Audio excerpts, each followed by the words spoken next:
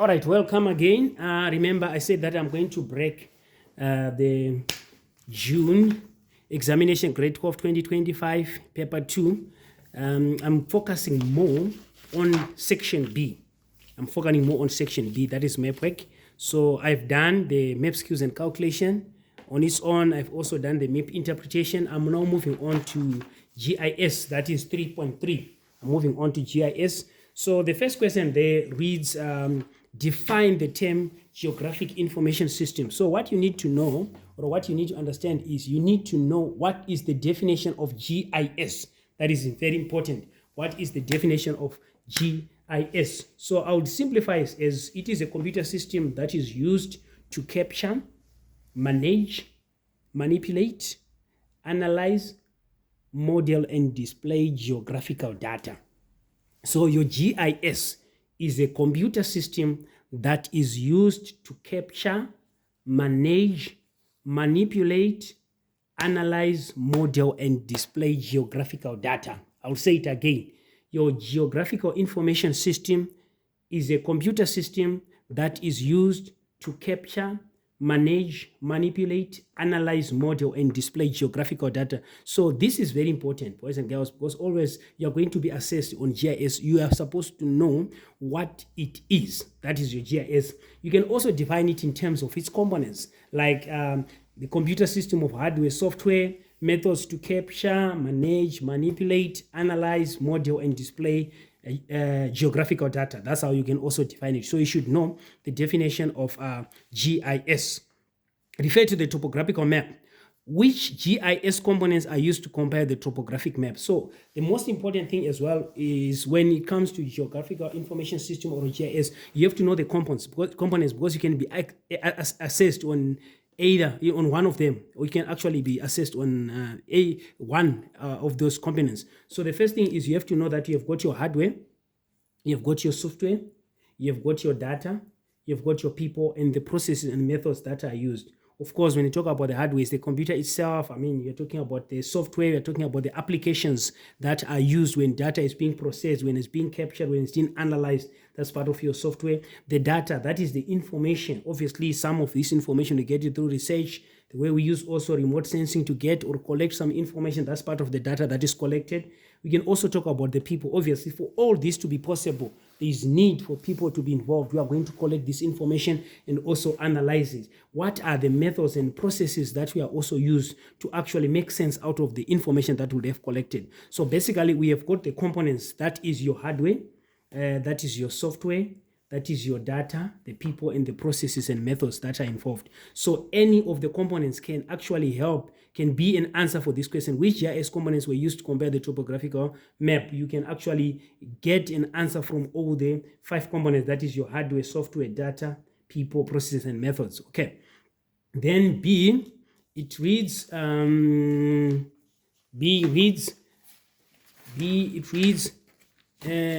the GIS source that is used to create topographic map. Okay, when it comes to topographic maps now, there is a lot of sources of information, actually, GIS, especially when it comes to GIS. You can actually use the aerial photographs, okay? I'll be specific here, vertical. Obviously, there are some areas that are not accessible. Of course, we'll have to make use of aerial photograph. We are taking the photographs, I think, from an aerial position to have access to those information. So you can make use of aerial photo as the source that is used to create topographic map. We can also use, to be specific, vertical aerial photograph. We can also get some information from orthophoto maps that can actually help to aid or to give more information to the topographic map. So the answer there can be vertical aerial photograph or aerial photograph in general, and also orthophoto map. These are some of the sources, GIS source that can be used to create topographic map. Then we have got also identify the type of GIS data depicted by the topographic map. So when you're looking at your topographic map now, the question says identify the type of GIS data. This is your topographical map. Remember, we said from the previous videos that I've posted on this platform, we said that the data that we get on a topographical map, we call it vector data, because information is represented as lines, points, and polygons. What do I mean by that? When you're looking at this topographical map, you have got features that are represented as lines. I'll give you an example. You have got these roads. This is a line symbol. We have got the rivers. This is also a line symbols. We have also the hiking or hiking trail. You can also, this is also a line symbol. So the features that are on a map are represented as vector data, which means as line symbols, number one. I've explained and given examples as well. They're also represented as point symbols. What do I mean by that? If you look at your spot height, your benchmarks, you can also look at your trig beacons, and you can also look at your buildings here. These are examples of point symbols that you find on a topographical map. So all that makes up all what we call the vector data. You can also see that as vector data, we have got what we call area symbols or polygons. This is an example, your dam. The dam is a polygon or an area symbol, but the dam wall is a line symbol. The dam wall is a line symbol, but the wall dam, you can see the way it is an area symbol or a polygon. The cultivated land as well, you can see here at H is also an area symbol. This is also an area symbol. This is also an area symbol, as you can see, the one that is shown by green, which can be a protected area. That's an area symbol. You can also see the built-up areas where we have got residential areas. It's also an area symbol. So we are saying now the type of GIS data depicted on the topographical map is vector data, which is information that's shown in line, point, and area symbols or polygons. So that's number one. Then we can also talk about spatial data. Spatial data, obviously, we are looking at how the features on a topographical map are geo-referenced in terms of latitude and longitude. If you can see everything that is on this map, it's actually given the location in terms of latitude here, 26 degrees 39 minutes south, 27 degrees 3 minutes east. So that is geo-reference. That's what we are talking about in terms of latitude and longitude. The coordinates are given of different features that are on a topographical map. So that's what we mean when we talk about geo-reference. So we can also say that the type of GIS data depicted by the topographical map, it can also be spatial data. It can also be spatial data. It can also be attribute data. Attribute data, what it does is more descriptive, like the name, okay, of the place, Possession dam or something like that. That's a more attribute. Okay, it's more attribute. It gives you more additional information about a feature. That's what it's all about. We know that this is a dam, which is a polygon, but when it comes to its name, it's part of the attribute now. It's additional information that helps you actually to understand or to take note some of the features that are on the map. So the type of GIS data depicted by the topographical map can be vector data, spatial data, and also attribute data. Then 3.3, the last one, it reads, refer to the orthophoto map. This is our orthophoto map. The orthophoto map is an example of spatial data or remote sensing. Obviously, remember our orthophoto is an image. It is a photograph.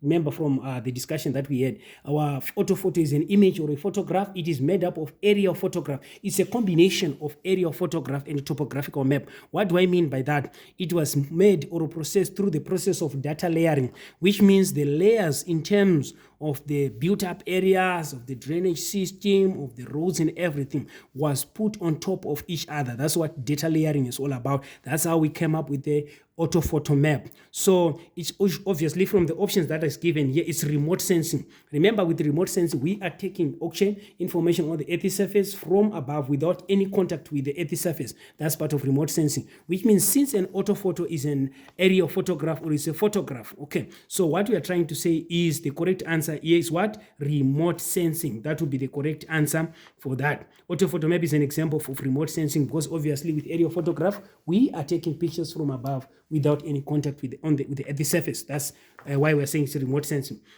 Then give reasons for your answer in question 3.3.3. We are giving the reason now. We are trying to substantiate or to support why we have said that remote sensing is the correct answer. Obviously, the photo is taken from a distance. It's taken from above. There is no direct contact with the Earth's surface. It's taken from above. That's why we're saying that it's remote sensing. So, boys and girls, I think this brings us to the end of our section B. Of course, I was just looking at GIS, which is Geographical Information Systems. So thank you.